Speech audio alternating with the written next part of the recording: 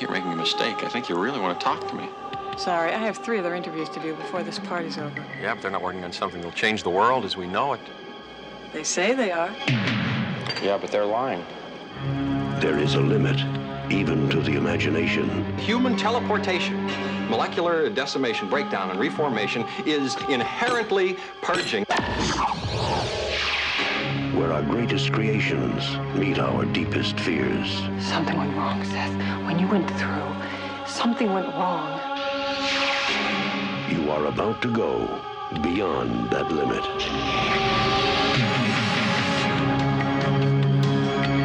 Those weird hairs that were growing out of your back, I had them analyzed. But they were definitely not human.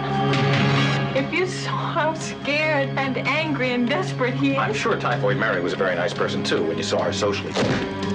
No! You're afraid to be destroyed and recreated, aren't you? You're changing, Seth. Everything about you is changing. Oh, no. What's happening to me? Am I dying? I want to know what's going on.